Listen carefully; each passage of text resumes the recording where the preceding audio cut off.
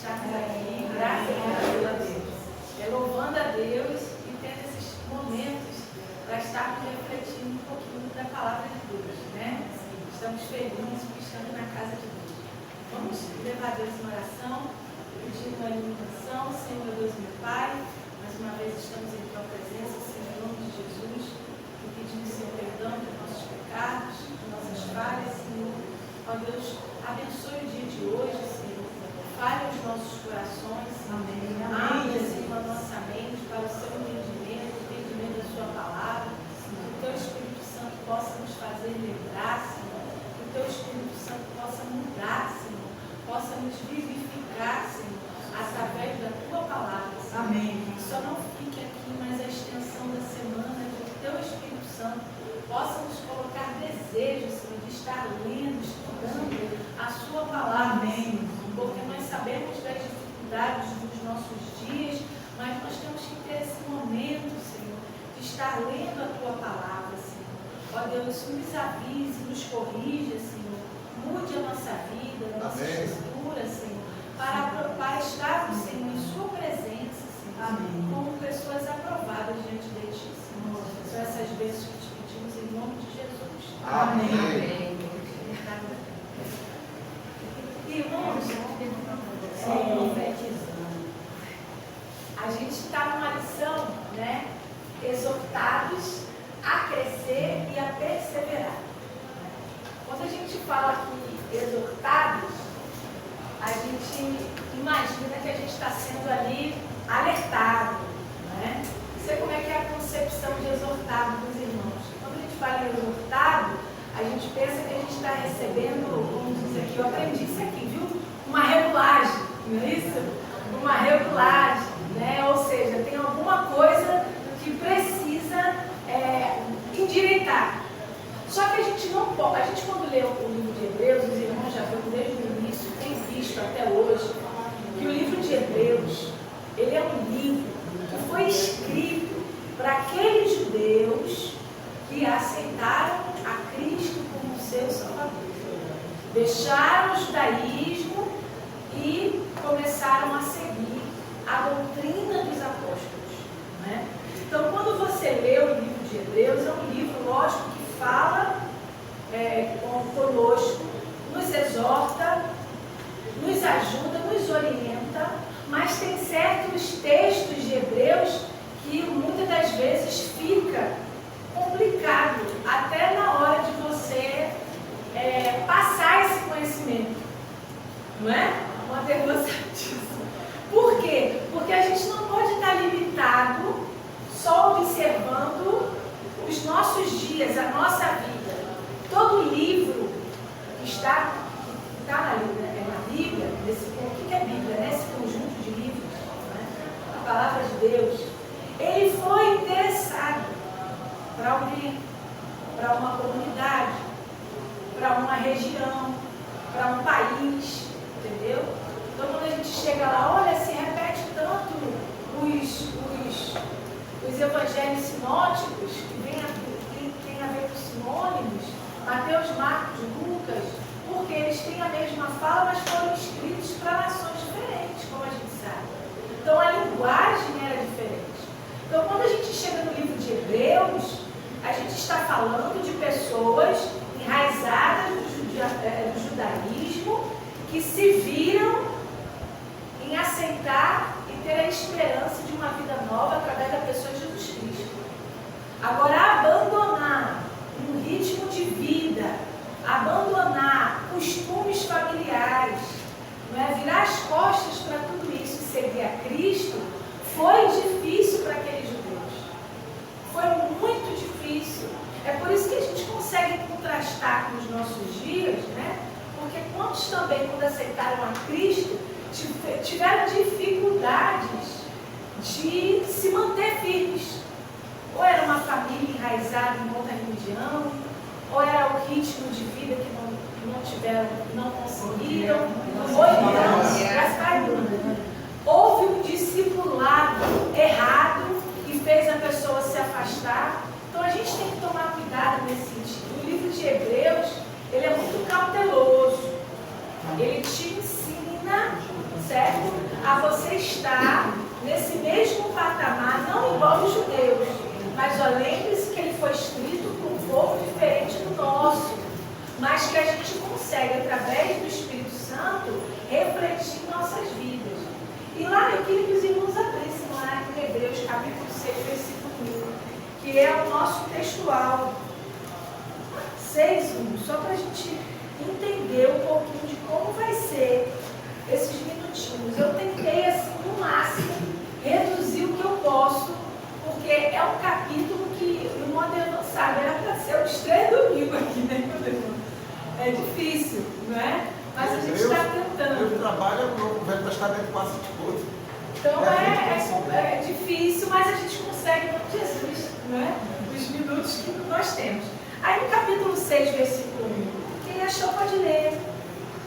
Pelo que, deixando os rudimentos da doutrina de Cristo, prossigamos até a perfeição, não lançando de novo o fundamento do arrependimento de obras mortas e de fé em Deus. Pronto. Guarda aí esse versículo, que a gente vai usar ele mais para frente, tá? O que eu quero dar continuidade, né, é no primeiro tópico da revista, que diz assim: repreensão à negligência espiritual. Não é? Que negligência? O que os irmãos entendem como negligência? Nós estamos falando, quando fala que aquele cristão é negligente, não é? A gente está falando de que forma? O que ele tem feito? O que é negligência para a gente? E aí? Aquele que não leva a sério, não leva a sério, compromisso com as coisas referentes a Deus. Aceitou a Cristo, não é? Mas tem uma vida negligente. Não leva, como a gente falou. Não leva a sério, não é? Pastor Hélio falava assim, Raimundo. Pastor Hélio falava assim. Crente Raimundo, pé na igreja, todo mundo. Também pode ser assim. Às vezes eu começo também na palavra. Para mim é negligente nisso. Às vezes você é um cristão, mas não lê, não estuda, não busca. É verdade. Já me entende essa parte. Eu anotei certas situações aqui para a gente ter um novo olhar, né?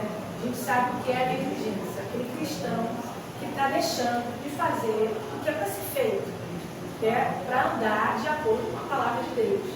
Então ele acha que ele pode estar aqui, pode esfriar, pode voltar. Eu costumo falar que fica brincando de roleta russa com a salvação. Aí Jesus volta numa situação dessa, e aí? Não é? Ah, não, mas uma vez salvo para sempre. Isso é subjetivo, eu não acredito nisso aqui. Mas tem gente que se apoia nisso. Então eu não posso brincar de ser cristão. Eu não posso brincar de levar a igreja a sério. Não é? Então a negligência se traz muito disso.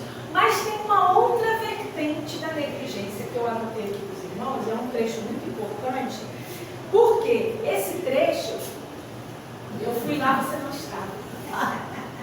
Eu falei isso. Vou jogar uma anátema contra esse professor, porque ele fica rapidando a minha secretária e eu fico sem secretária, porque só é eu e ela. Aqui tem vários. No passado foi o Edel, hoje foi o Dervan. Assim não dá. Você vai ter que, quando você precisar, nossa, você vai ter que escalar uma substituta. Meu Deus! Mostra Vou fazer o planilha. concurso. Essa planilha com o cronograma. Vou fazer o concurso porque o nível é muito alto. Pois não, daqui a pouco eu vou lá. Ó, irmãos, ó, esse trecho é tão importante que a gente tem a necessidade de adaptar o ensino ao aluno. Abra suas Bíblias, por favor, em Hebreus capítulo 5, do versículo 11 a 14. São poucos versículos para a gente entender por que a gente tem que adaptar o ensino ao aluno. Porque às vezes a negligência, ela só fala no sentido daquela pessoa não estar fazendo o que é para ser feito. Porém, até para se fazer o que é correto, precisa ser ensinado de maneira correta. Então, por isso que muitas das vezes a gente tem que se adaptar. E adaptar o ensino a quem você está discipulando. Isso é muito importante. Tá? Pode ler, Luiz.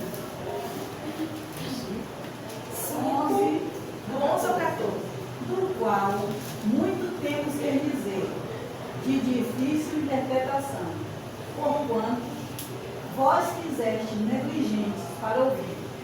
Porque, devendo já ser mestre pelo tempo, ainda necessitais de que se vós torne a ensinar quais sejam os primeiros rudimentos da palavra de Deus, e vós haveis feito tais que necessitais de leite e não de sólido mantimento.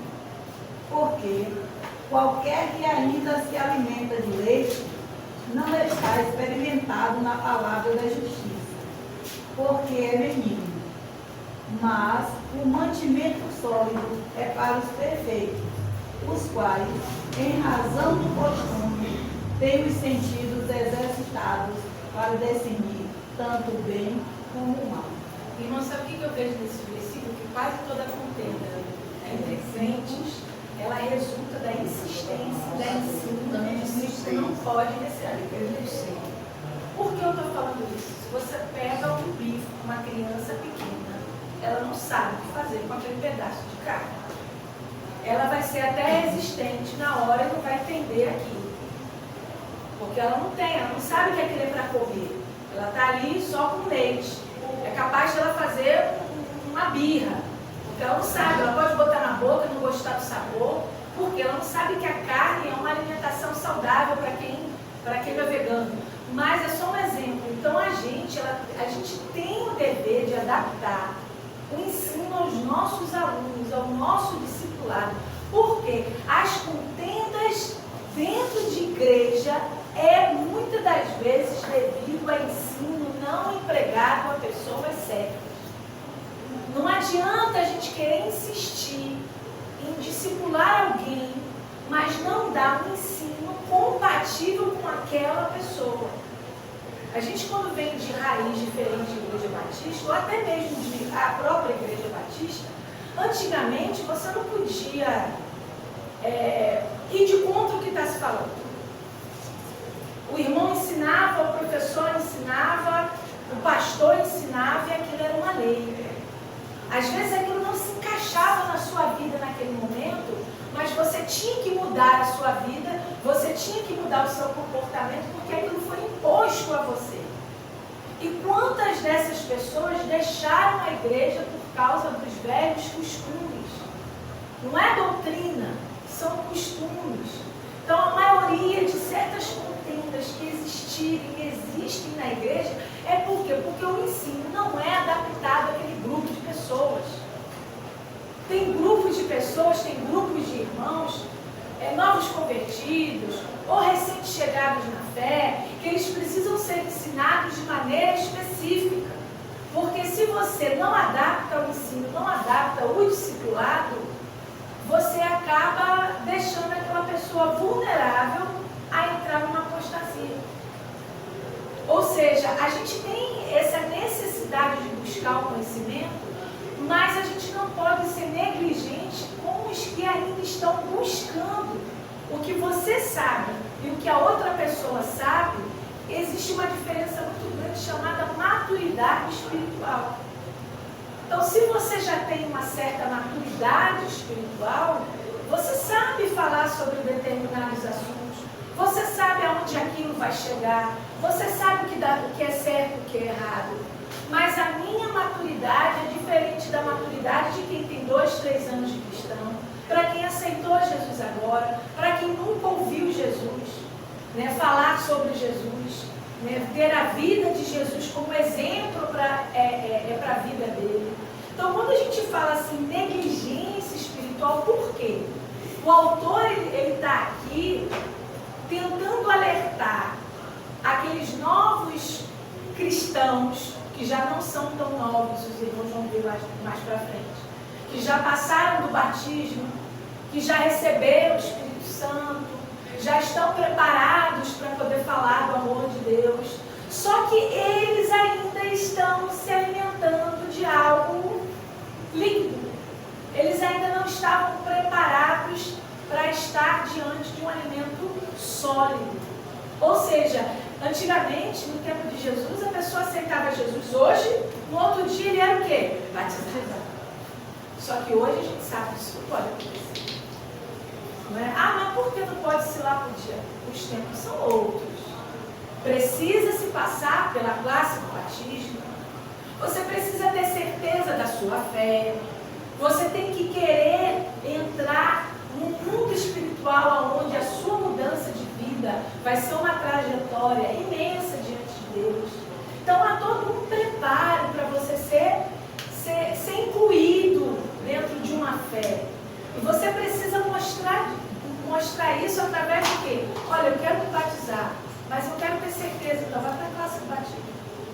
Antigamente, no tempo aqui, não existia, a gente sabe disso. Aceitou Jesus, automaticamente era batizado. Isso que a irmã está falando, eu estou aqui. A irmã está falando, eu estou Tá rememorando algumas link. coisas.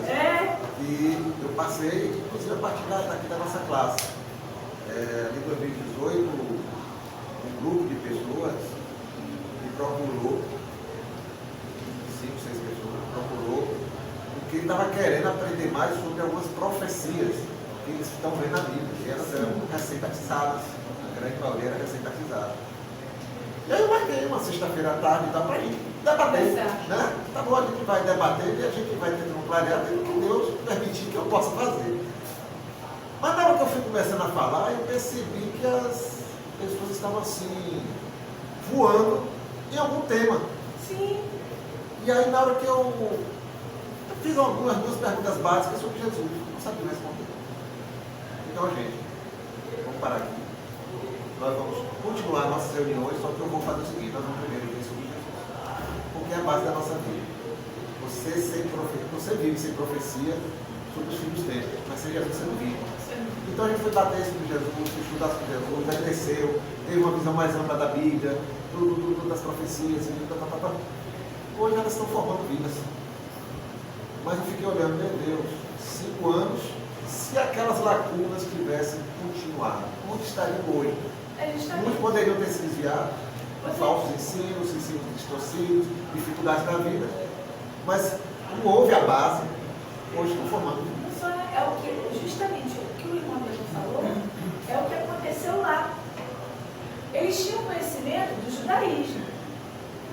Eu também estava fazendo aqui, enquanto o Miriam falava, eu estava fazendo várias análises aqui sobre o início da vida cristã em determinadas igrejas que não têm os costumes batistas e que exige muito da pessoa, do iniciando na fé, essa questão de usos e costumes. E isso pode ser uma coisa que prejudique o futuro espiritual de uma pessoa por um detalhe.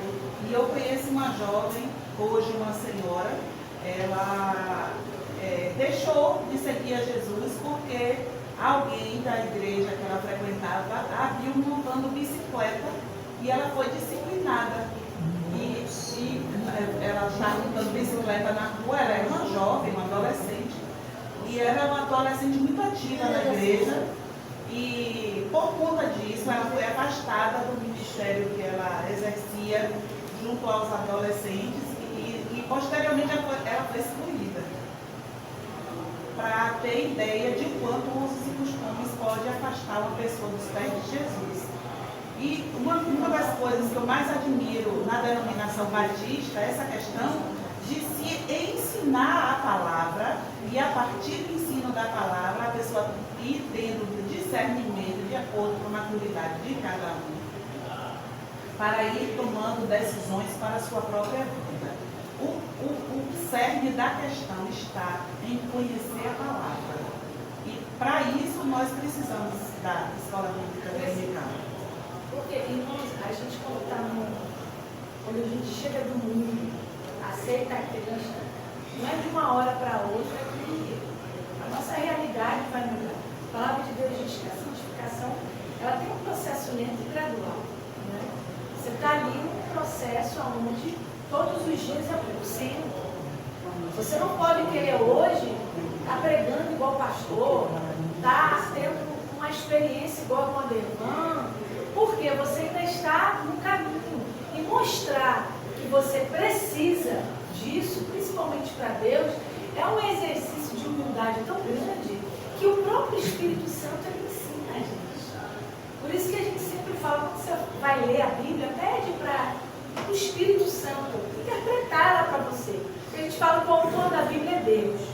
O real intérprete da palavra de Deus é o Espírito Santo. E o tema central é Jesus.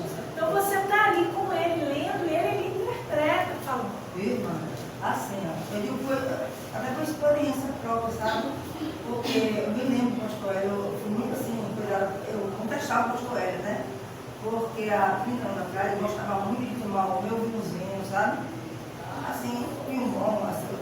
Hoje em dia eu não faço mais coisa. Aí eu gosto assim, pode que você esqueça. Pode vir com. Lê a palavra, ele manda a gente vir com. Já pensou se quem bebesse, quem fumasse, ou que não digo cigarro normal, não drogas pesadas, né? Que a mente não fica boa, né? Eu digo assim, drogas finas. Fosse assim, muitos não estariam aqui nessa igreja e em outras por aí. Porque a gente, porque quem tomou cerveja, quem tomou vinho, quem fumava, tinha um vício do cigarro, não vim para a igreja. Nem como a pessoa, aí depois a gente ora com o pastor, ele falou, ore com você deixa.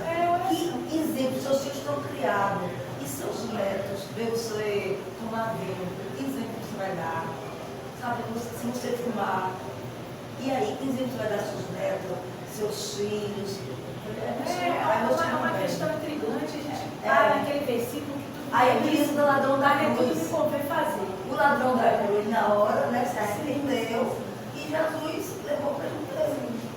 O que acontecia aqui com o autor de Hebreus é que ele queria dar um ensino adiantado para aquele grupo de irmãos sobre Melquisedeque. Sim, irmã, também, sabe? Minha família gosta de, não todos que não são evangélicos, não, é dividida. Eu dou, sempre, quem me conhece sabe, sempre eu dou, alguém que conhece no meu grupo, almoço lá em casa. Aí minha irmã, que hoje não vai participar doente, da crise de Alzheimer, ela tomava bastante cerveja, né? Aí eu chamei ele até, posso até falar, que ela, aí eu falei, queria ela não dizer nada, a menina toda cismada, né? Porque era católica, praticante.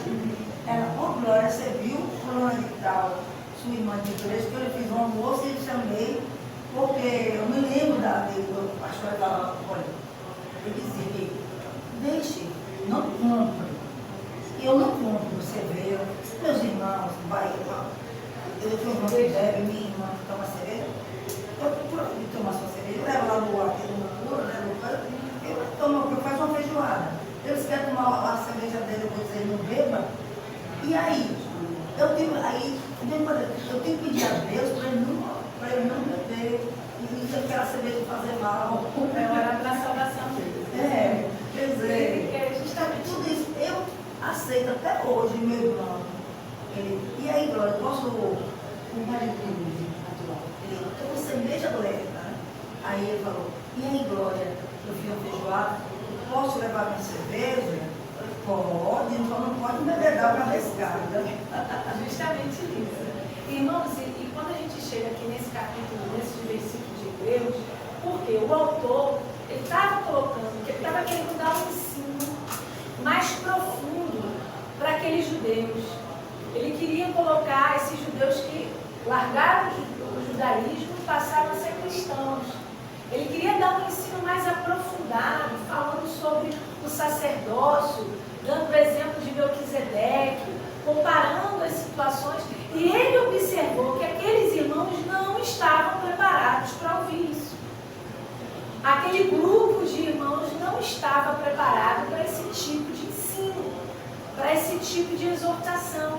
Então, quando ele para e observa aquilo, ele vê a necessidade do preparo para chegar naquele determinado assunto. Tem assuntos, tem estudos dentro da Bíblia que tem que ser falado como em modo avançado dentro de um seminário, dentro de uma escola, não é, que está falando ali sobre teologia, não é, porque são situações onde a interpretação ela é um pouco mais aprofundada.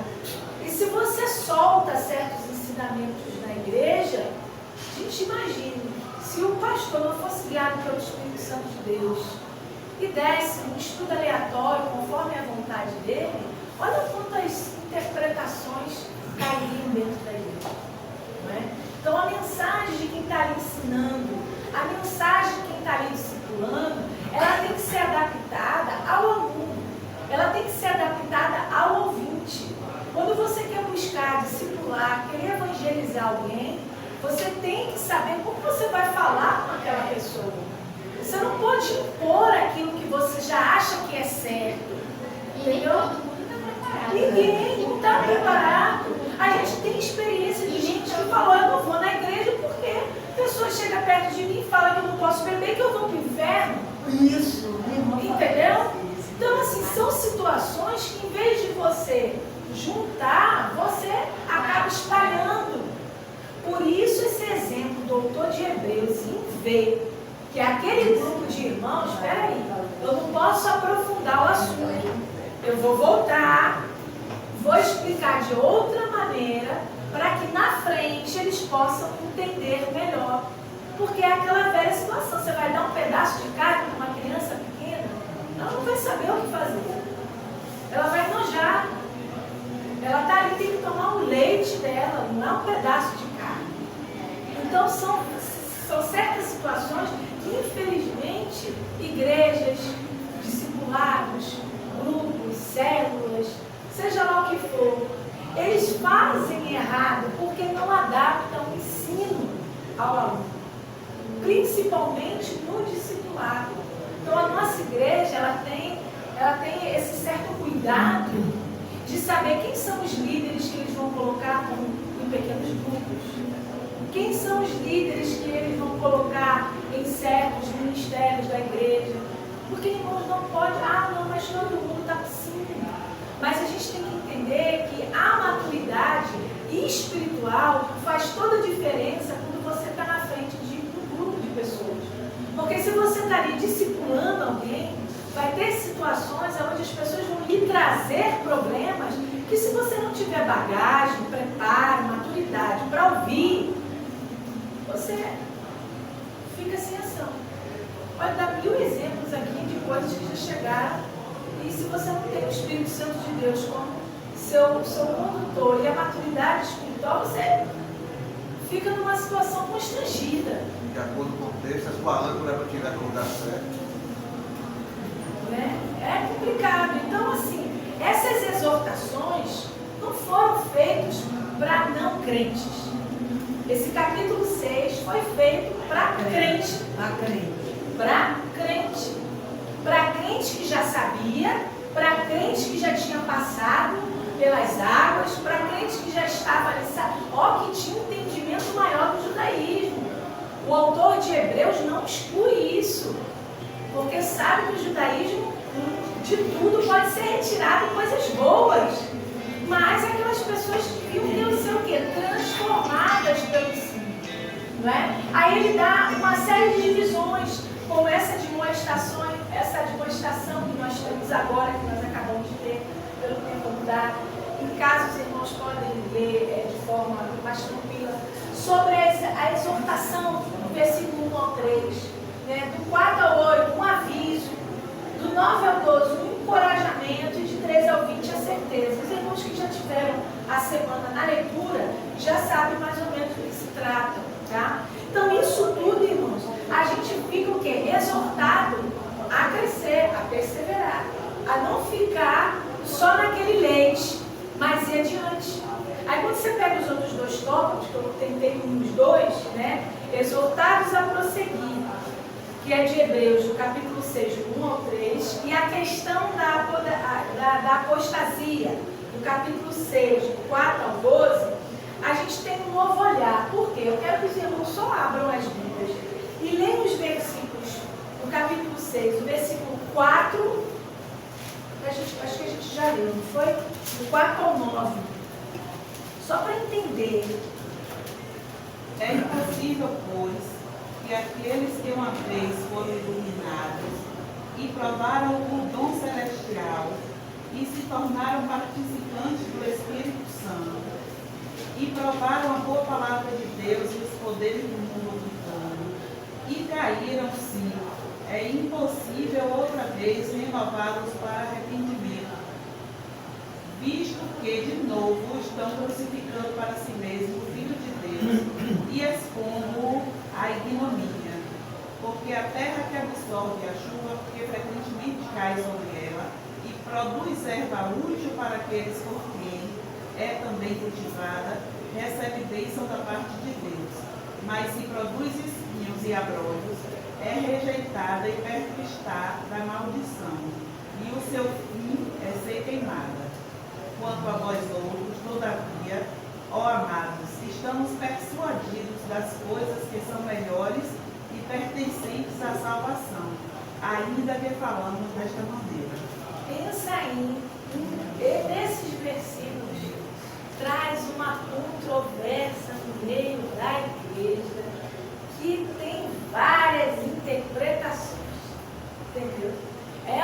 São versículos subjetivos a um local, a determinadas pessoas, que se você traz nos dias de hoje, isso dá um problema, isso dá um leque de interpretações. E eu só vou falar de duas, mais ou menos, que é mais falado, né, que eu procurei, que eu estudei, e eu achei interessante.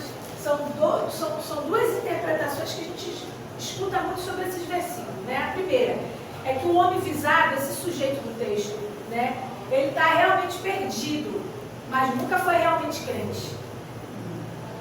Né? E o segundo é que ele é realmente crente, mas não está realmente perdido. Está vendo? É um paradoxo. Daquele que nunca foi e está perdido, e daquele que é e está perdido. Só que eu abro um parêntese aqui para uma nova interpretação, não estou falando do que eu acho, que se a gente for ler esse versículo para tentar expor universalmente, eu não vou me manter nessas controvérsias que acontecem com a interpretação desse versículo. Eu vou tratar aqui que aquilo ali é base para você saber evangelizar alguém. Por que eu estou falando disso? Que aqui não está se tratando sobre o destino do homem, que vai acontecer com ele, para onde ele vai. Tem essa interpretação de métodos de evangelização de alguém. Quando você pega esse versículo e você lê como evangelizador, você vai esquecer dessas interpretações que dão o destino final do crente. Ela está falando do crente ali que está perdido e está falando daquele que não é crente, mas também está perdido. Vamos tentar olhar esses versículos em casa, quando dá, ler eles devagar e ter métodos para a gente evangelizar as pessoas. No sentido porque, irmãos, quando fala uma vez iluminados, quando a gente tem essa referência, principalmente no Novo Testamento, que isso vem do Novo Testamento, quando fala iluminados, nos primeiros escritos, ele está falando da pessoa que já passou pelo batismo nas águas. Ele está falando da pessoa que já tem uma experiência com Cristo. Né? Uma vez iluminados, o que é uma vez iluminados? Uma vez creu, uma vez passou pelas águas, uma vez recebeu o Espírito Santo, ele passa a ser um homem, uma mulher iluminado. Então ele está falando para quem já é crente, não é para quem não é. Então essa interpretação nos dá a luz de dizer o quê? Olha, você já aceitou Cristo, você já passou pelas águas, você já convidou o Espírito Santo, ele já mora em você. Não dá para voltar de novo. Não dá para você ter essa mesma sensação de novo. Não dá para você ter essa conversão novamente. Não tem como você voltar e sentir o primeiro amor novamente, não. Porque você já teve uma vez iluminado. Então, se você já teve essa experiência, você fraquejar, você voltar atrás, você não vai ter a mesma experiência. Por isso que fala, vai crucificar Jesus na cruz de novo? Você vai aceitar Ele de novo? Então, irmãos, são métodos. Se a gente olhar esses versículos num olhar evangelizador, você vai saber discipular. Você vai saber orientar. Porque, irmãos, todos nós somos propensos a acontecer isso com a gente. Por que a gente não tem o costume de falar que aquela pessoa é desviada? Porque desviada ele não volta para o caminho. Se eu falando de um dicionário desviado, o único desviado é Satanás, ele não volta mais. Mas aquela pessoa que está afastada, que antes teve uma vida, se batizou, né, o Espírito Santo entrou, fez morada, se ele volta de novo a Cristo, ele não tem mais a mesma experiência, porque uma vez ele já foi iluminado. E as consequências que traz quando a gente volta a Cristo novamente, Jesus nos recebe, nos muda, nos purifica, mas a gente traz uma bagagem de consequência, porque se afastamos da palavra de Deus. E isso é muito difícil na nossa vida. Então, o que mais o autor aqui exorta é isso, ó, uma vez iluminados, ó, você já aceitou a Cristo, você já se batizou, o Espírito Santo mora contigo. E agora, não fique prostrado, não fique parado, não queira voltar para o lugar de onde Deus te tirou, não queira fazer o que antes você fazia. Porque essa sensação de primeiro amor não vai voltar mais. Irmãos, quando a gente traz esses versículos, que é tão controverso, mas com o olhar evangelizador, o olhar evangelizador para quem? Para não crente? Não, para quem está frio. Para quem está frio na fé. Para quem precisa de uma injeção de fé. Meu irmão, olha aqui, abre Hebreus. Olha como é que estavam esses crentes, isso aqui é para a gente. Você já foi iluminado, você já recebeu a dádiva da salvação. Esse favor imerecido já entrou na sua vida. Não perca. Não mude o seu caminho. Viva uma vida íntegra diante de Deus. É difícil, mas Deus está ao seu lado, Ele te ilumina, porque você já é iluminado. Então, irmãos, quando a gente pega esses versículos e essa conexão que tem entre os dias de hoje e o que aconteceu lá, você recebe um renovo diante de Deus. Por isso que a gente bate o livro de Hebreus é para crente, principalmente para crente que está frio. Porque ele vai te dar um amplo conhecimento de como estavam os nossos irmãos no passado e como estão as nossas vidas hoje. E tem relação. Não se preocupe em levar o pé da letra, aquela explicação teológica, porque até o autor de Hebreus viu que os irmãos não estavam preparados para receber. Eles precisavam ser admoestados de outra maneira. E qual era o foco dele aqui? Evangelizar os de casa.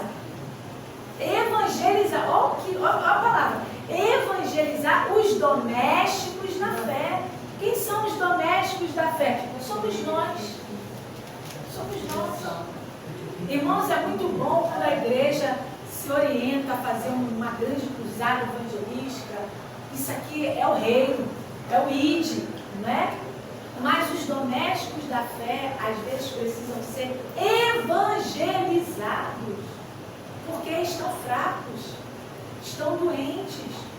Olha que quantas vezes, na própria ceia, aquele livro, capítulo de Coríntios, fala o quê? Não é por isso que tem doente. Ele fala que esse doente é quem? É o que vai ser evangelizado ou que já é iluminado? Quem está doente é o iluminado. Quem está doente é aquele que já passou por todos os processos. Está ali dentro da igreja, mas ele não está firme. Ele não está firme. É essa analogia que a gente quer chegar em Hebreus. Para poder falar, olha, tem doméstico da fé que precisa ser evangelizado. Porque aquele amor que você teve quando aceitou a Cristo, não é o mesmo que você está tendo agora. Você não está tendo novidade de vida. O crente vive, a base do dia a dia do crente é o quê? Novidade de vida. Novidade de vida é o renovo da nossa alegria com a nossa salvação. A gente sabe que só se preocupa com evangelização quem se preocupa com a própria salvação. Porque aquele que é salvo, ele quer levar a salvação. Agora, aquele que está doente, ele precisa de remédio. Ele precisa de adaptação, ele precisa de cura. Ele precisa de evangelismo, sendo doméstico da fé. Era isso que estava acontecendo com os irmãos no livro de Hebreus. Então a gente tenta tirar um pouquinho essas correntes teológicas na letra e vamos tentar entrar na subjetividade de como estava o espiritual daqueles irmãos. É o mesmo que acontece nos dias de hoje.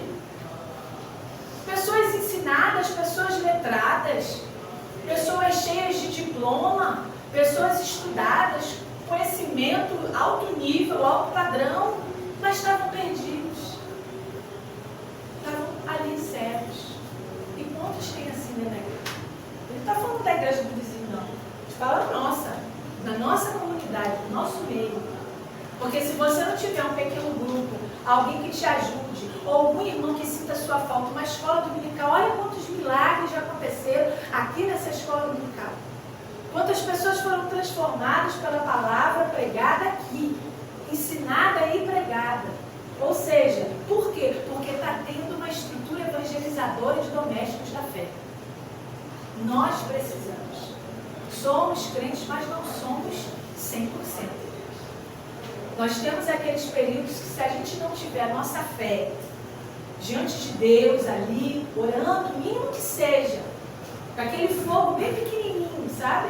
Quase acabando o gás, não é? A gente que é dona de casa sabe como é que é. O fogo está ali bem pequenininho, mas não apagou ainda.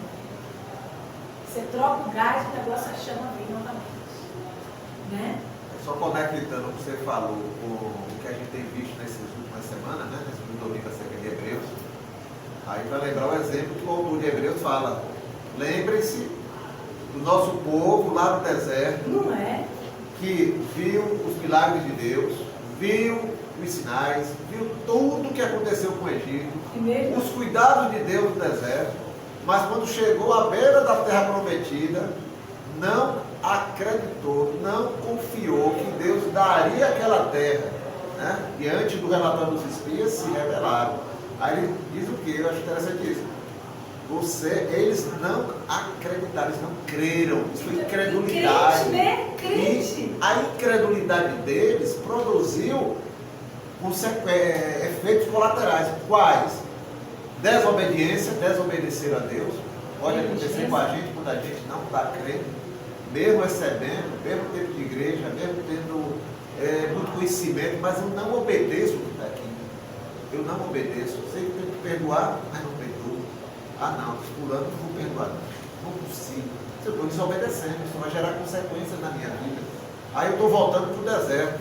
Em vez de entrar no repouso da paz do Senhor, eu estou voltando para o deserto. O deserto é onde um dia você pediu para sair. Isso, estou voltando para lá. Aí isso que está dizendo. Não tem mais como você receber aquilo que você deu antes, porque você já sabe, você já passou por aqui. Isso gera também, aí diz, a incredulidade gera também rebelião. Eu me rebelo contra a autoridade, eu me rebelo contra a liderança, eu me rebelo contra a pessoa mais madura na fé, que pode cuidar de mim, eu me rebelo contra a palavra, eu me rebelo contra a igreja, contra o corpo de Cristo, me rebelo. E aí eu vou voltar para o deserto e sofrer as consequências. E aí, vou ser muito imaturo. A minha imaturidade está guiando a minha vida. Mesmo com todo o conhecimento, mesmo com tudo aquilo que eu já tenho de bagagem, mas não está servindo para nada, porque eu não aplico em minha vida. Justamente. Olha, eu vou dar um exemplo prático. Vou falar, ela vai ficar com vergonha, mas deixa eu falar. Vou pegar minha líder, que eu amo do meu pequeno grupo. Todo mundo conhece. Vou perguntar para ela. Por que você acha que hoje você tem condições de ajudar não só pessoas, mas famílias? Por quê? Isso vem da onde? O que aconteceu com você para hoje você ter essa maturidade e saber resolver qualquer problema? Se qualquer um dos seus liderados lhe procurar, você sempre tem resposta. Fala. Me deixou encabulada, eu não sei se eu faço isso tudo. Agora eu primeiro oro, eu busco, eu sei que o Senhor tem me dado assim um amor incondicional para eu poder ouvir. Eu acho que eu ouço mais do que resolver os problemas. Mas aquilo não te atinge diretamente, por quê? Pela sua maturidade, pela sua bagagem, pelo que aconteceu na sua vida, o que te faz assim saber lidar com tudo isso e aquilo não te trazer problema. Porque eu acho que o Senhor já preencheu tudo que eu tinha. Hoje eu tenho a certeza de que Ele me ama e que eu sou feliz com Cristo. Então, a base é o amor. Glória a Deus. A base é o amor. Então, quando você se joga diante de Deus, não sei se alguém quer falar para Ô, professor, eu estava perguntando, ô Ana, se nesse caso aí, como ela falou, a família de Cristo, né? É que eu estou fazendo uma situação com minha irmã, que ela sabe, ela está com de Alzheimer, né? Aí quando vamos para a praia, auxílio, coisa, né? É 4 irmãs, eu, ela, Lu de Gato. Puxa na praia, ficou ela, aí uma de casa, né? Aí, né? Eu procurei um médico, porque eu fiquei tão abalada 3 semanas atrás, que quando eu fiquei 8 dias com ela, minha irmã vai se voltar para nós, na loja das modas, aí ela, de manhã, dava um remédio, tudo. Agora a psicóloga deu o seguinte, não vê. Aí eu vou passar isso para a moça, que é a secretária da Conforma Sexta, né? Vou esperar ela amanhã e dizer, olha, ela nem falou assim, Deus está iluminando. E ela, Glória, vamos fazer o seguinte, você fala para a Raimunda, ela vai conseguir, ela vai esquecer. Eu esqueço. Fazer como você faz. Mas eu fui orientada, né? Agora, ela foi para a católica, igreja católica. Eu não quero para a minha igreja, mas ela, Glória, aquela velhinha dela, parece que se eu não aceitar Jesus, eu pro inferno. Não, ela não é da minha igreja, não, ela é da casa do avô. de Hermes. Aí eu falei, não, tá lá, pode dar uma já se aprende, você pode, não vai perguntar um pouco, não é negócio que você pode fazer e tal. Outro dia eu vou com você.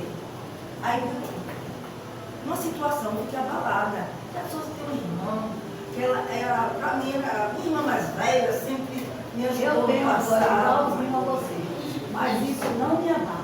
não abala. Porque eu falo do amor de Jesus para ela, eu tenho cuidado com ela, mas é como uma coisa que eu observei, licença, professora, é porque assim, agora, na minha casa não, porque a minha casa é templo do Espírito Santo. Você diz que deixa o povo beber na sua casa. Eu deixo. Não. Eu faço as festas na minha casa, agora eu não ofendo. Meus irmãos, a maioria bebe. Aí agora eu vou fazer uma festa. Todo mundo, como é que a gente vai fazer? Eu digo, não se preocupe. Eu vou para a festa de todo mundo, na casa de vocês bebem. E ela também tem essa mesma visão que eu. Sim. Mas na minha casa não. Eu me alegro com vocês, na casa de vocês bebendo. E na minha casa, vocês vão se alegrar comigo. Vocês não me amam? Porque eu amo vocês. É essa maneira que eu faço com que eles vejam que na minha casa eles não levam. E eles vão se beber? Vão sem beber. Às vezes saem da minha casa. Às vezes saem da minha casa e vão para algum bar lá beber. Mas lá em casa, durante o tempo que estão lá, todo mundo ri, todo mundo brinca, a gente tira o celular do lugar, vamos conversar, que é a oportunidade que a gente tem. E eles não bebem. Não, porque no aniversário de minha neta, que meu filho também, ele não é praticante, ele aceitou, mas não tem tempo ainda não tem tempo. Não teve bebida, graças a Deus. Mas são quadros diferentes. É por isso que a gente tem que adaptar, não é? A quem você está querendo evangelizar, né? Então, assim, o que a Ana falou que é uma coisa muito importante, é o que faz ela ter força hoje. A nada abalar ela, não é porque ela é mulher maravilha, é o amor. Ela sente que Deus sempre vai estar ao lado. E que Deus coloca no coração dela, principalmente. O amor. Esse não foi escapou derramado pelo Espírito. A gente não é ninguém. Não adianta. Não é ninguém. O que a gente aprende muito também com esse capítulo é o quê? Não faça nada desnecessário, porque não se pode repetir. Operar outra vez o novo nascimento e a conversão não vai acontecer. Se você pratica algo de errado, você não tem como voltar atrás. Você vai vir machucado. Você vai vir com consequências ruins. É por isso que a gente tem que estar lutando dia e noite pela nossa santificação. Dia e noite. Para não ficarmos nisso aqui. Que para mim a melhor interpretação de um cristão que cai na apostasia é o que o próprio autor de Hebreus fala. A terra que produz espinhos e abrolhos não é maldita, mas falta pouco, perto está da maldição. Ela ainda planta alguma coisa, mas planta o quê? espinho. Planta o quê? Sujeira. Ela está prestes a entrar em quê? Nossa. O cristão que está apóstata, ele fica nessa condição. A terra não está mais boa. A terra não está mais frutífera. É verdade. Agora, se ela for realmente adupada, justamente, ver quais são as pragas que estão ali atacando e for corrigida, ela volta a produzir bons frutos. justamente, quando ele está nesse quadro aqui, gente, uma vez foi um jardim lindo. E hoje, olha como é que está. Foi secando, foi morrendo, foi nascendo espinho, a terra ficou seca, tem abrotes, tem ali sujeira, tem tudo.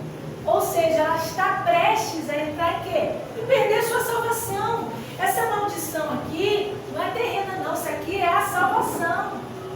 Vai perder a sua salvação. Então é isso que o autor de Hebreus queria falar com aqueles judeus. Vocês são crentes, não façam errado. Porque se vocês fizerem errado, não tem como voltar. Não tem como você se converter. Não tem como você ter aquele novo nascimento novamente. Não se batiza. Já pensou, irmãos? Se fosse liberado se batizar toda vez e voltasse para Jesus? Eu falo isso. Olha, eu me afastei, fiquei uns dias afastada. E eu não queria voltar mais. Mas aí o Senhor falou assim, aí eu ia. Fui até na Assembleia. Aí eu fui a primeira vez, e a segunda, aí Deus usou o profeta lá. O pastor para falar, eu não. E o coração dele disse, não, porque eu estou cansada que Deus faz isso, Deus faz isso. Aí eu cheguei em casa, bati meu joelho no chão e falei, Senhor, eis-me aqui. O Senhor está me chamando, eu vou voltar. É justamente, irmãos, E tira de mim a sujeira, o espinho, muda a minha terra. Muda tudo. É, justamente. Se clima, porque nós vivemos no mundo espiritual. É espiritual. É espiritual. Não tem pra onde. Todo dia é uma coisa. Então nós temos que realmente, como a senhora acabou de falar, nós temos que buscar. Nós temos que orar. Está errando, meu Deus, me perdoe. E Pai Deus vai nos Irmãos, o que o diabo quer, o que o demônio quer é te intimidar. É mesmo. O demônio ele só tem uma função na vida da gente, é tentar te colocar medo, é tentar te intimidar. Deus ele não joga na cara o pecado de ninguém, mas o inimigo ele faz isso. O inimigo gosta de te acusar, ele é o acusador. Só que quando você vira essa chavinha e fala, olha, você é criatura igual a mim, em nome de Jesus, sai da minha casa, sai da minha vida. Isso, Você expulsa ele em nome de Jesus. Porque ele, é como se você virasse para ele e falasse assim, olha, quem te mandou aqui? Porque você é criatura do meu Criador. É ele que mandou você aqui, então você está expulso em nome de Jesus. A função dele é te acusar. É te deixar ali se sentindo menosprezado, se sentindo pequeno, te humilhando, te lembrando das coisas do passado. Quando ele consegue essa sementinha de medo no seu coração, ele consegue ficar maior do que você. Aí você começa a ter medo dele. Já viu aqueles crentes que falam? Desculpa, não tem ninguém de outras religiões. Ah, não, mas eu tenho medo daquela religião. Por que você tem medo daquela religião? O Deus de lá é mais forte do que o Deus que te resgatou? Ou a oração deles ali é forte? E a oração de alguém que está dobrando o joelho em jejum, oração que você é fraca? É isso.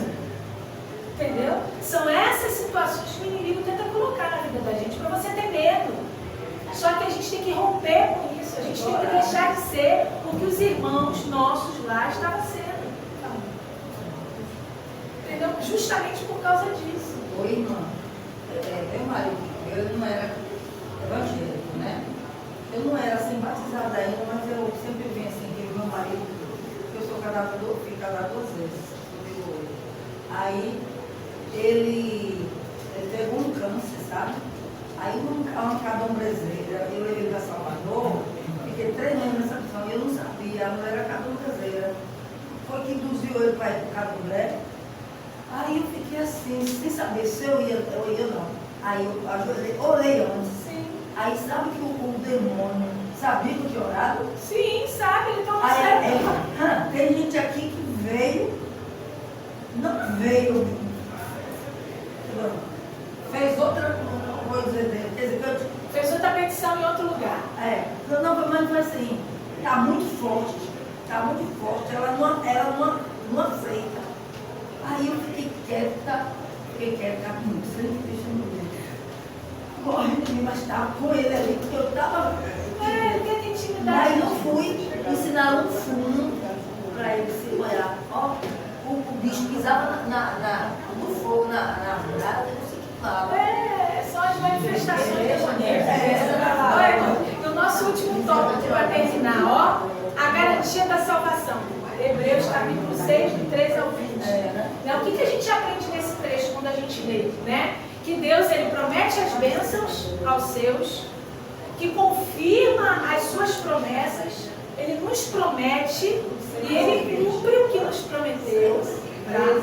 Os propósitos de Deus são imutáveis, quando a gente pega esses versículos para ler. Ele mesmo é o nosso refúgio. Tá? E uma coisa que o Moderno falou sobre a âncora, né? A âncora da alma é a esperança da futura bênção com Deus. Né? A âncora da minha alma, da sua alma, a âncora da nossa alma é essa certeza, essa esperança que no futuro nós vamos estar com Deus. Essa é a âncora da nossa alma. Não é? A âncora da nossa alma é crer que um dia nós estaremos juntos ao nosso Deus. Não é? Louvando a Deus assim como os anjos o louvam. E para isso, irmãos, a gente fica no versículo. No mundo a gente vai ter aflição, mas a gente tem que ter bom ânimo. Não deixar que a nossa boa terra fique seca, porque a terra fica seca por falta de água. E a água é a palavra de Deus. E o que estava acontecendo com os nossos irmãos lá era que eles não estavam deixando a água viva entrar, descer na terra deles. Eles ainda tinham pensamentos de outrora. Eles ainda estavam ali querendo praticar coisas de trás e não estavam deixando que o Espírito Santo tomasse a frente deles naquele momento. E muitos deles ficaram com suas apostasias na fé. Ou seja, pela falta da água, a terra ficou seca, cheia de espinhos, cheia de sujeira, prestes a entrar em quê? A perder sua própria salvação. Então, o que a gente aprende nesse capítulo 6? Muita coisa. Mas o mais importante, vamos nos exortar, se examinar, assim como Paulo falou lá em Corinto. Examine você, vamos nos examinar. O que está faltando na nossa vida espiritual? O que tem te deixado você com medo para você estar ousando em fé junto com Cristo? O que está acontecendo que tem te deixado esfriar espiritualmente? Para você não ter certeza da vitória que Deus prometeu. E Deus promete, Ele cumpre. Quem não cumpre é a gente. Mas Ele me prometeu, Ele é fiel para cumprir aquilo que Ele me prometeu. Mas você tem que continuar acreditando. E a gente só acredita lendo, ouvindo, estudando, vindo à escola dominical. Para quê? Para que a nossa fé fique firme. Para que a nossa terra receba água limpa. E a gente não entre em apostasia. Então esse evangelismo para nós aqui nesse momento é um evangelismo de crente mesmo. Para a gente não cair em apostasia. Para a gente poder virar e falar, não, eu tenho maturidade espiritual, eu estou recebendo o alimento. Eu já vou poder pegar aquele bife bonito e comer, já sei mexer no talher, já sei, para não ficar só no leite. Não é? Vamos ousar nesse sentido e acreditar que Deus, Ele tem muitas bênçãos a nos oferecer. Amém? Então, eu agradeço a oportunidade em nome de Jesus. Amém. Vou passar para o nosso as considerações finais. Pode ser? Vamos orar, né? Vou pedir nossa irmã Ana para estar despedindo. Vamos orar. Oremos. Poderoso Deus, santo, santo é o teu nome, Senhor. Ó Senhor, quantas verdades ouvimos aqui neste momento, Senhor. Como é bom, Senhor, estar nesta classe. Só o Senhor é quem pode nos conduzir até aqui. E o Senhor conduziu este grupo, Senhor, para que ouvindo, penetre e chegue aos nossos corações, para que o teu ensinamento, Senhor, seja levado para a vida, a nossa vida e a vida de outros. Muito obrigado, Senhor. Nos dá também um culto, Senhor, na tua presença, que possamos viver segundo o teu querer e a tua vontade, e que não venhamos, Senhor, a apostatar da nossa fé, porque a nossa fé é em Cristo Jesus, aquele que nos deu vida e vida em abundância. Obrigado por tudo, Senhor. Obrigado por esse dia, obrigado por essa classe, por essa igreja, Senhor, que continua nos instruindo. Eu te louvo e te agradeço em nome de Jesus. Amém. Amém.